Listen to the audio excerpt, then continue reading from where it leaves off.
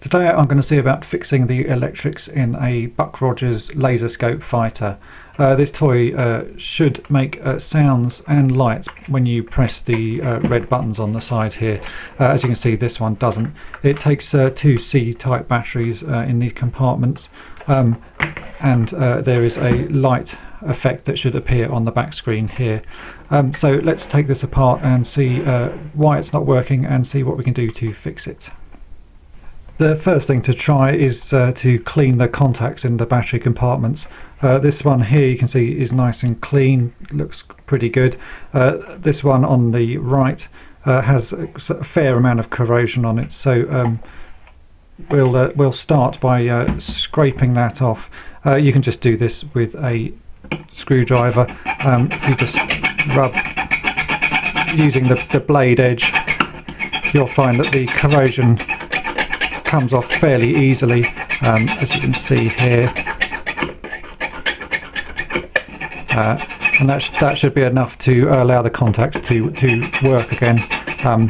So hopefully this is all this model needs, but with a toy of this age you can never tell. Right, let's try some batteries in this. Okay, so that's an immediate improvement. Now you can see the red light has started working, and if I press the left hand one,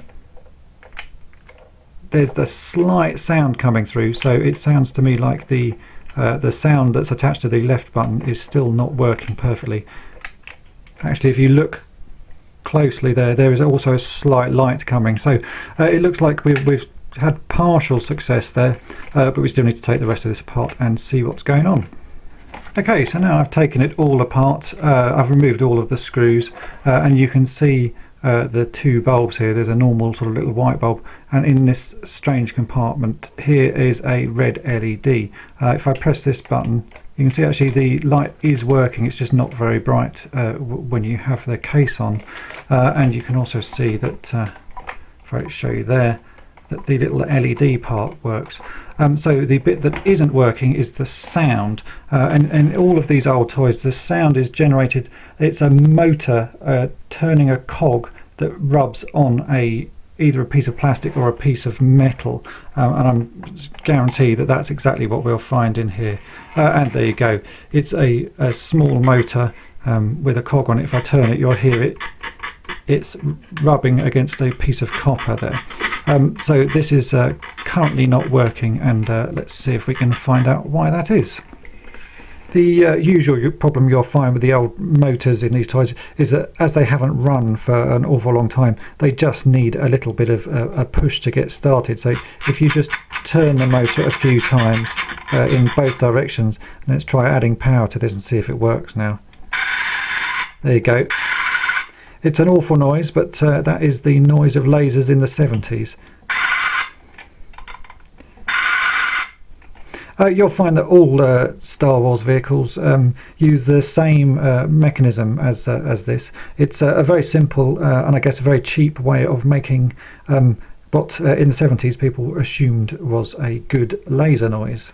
Okay, so now we have this all sort of back and working. It was a fairly simple fix today, didn't actually involve any work, it's just a bit of maintenance.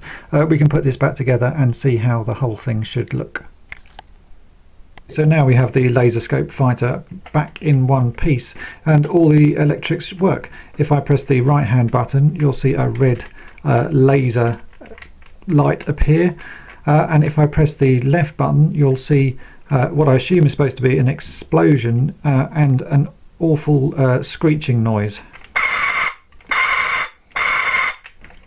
As I mentioned, this sort of technique for making noises and laser sounds was common in the 70s, and the sort of motor spinning with a spinning gear on it is something you'll find in pretty much all Star Wars vehicles that make noises, and all sort of electronic ships like this one.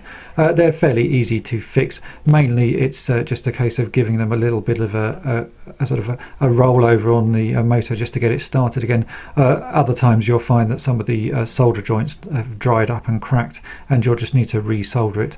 But really fixing these toys is a pretty easy task, as you've seen today. Thanks for watching.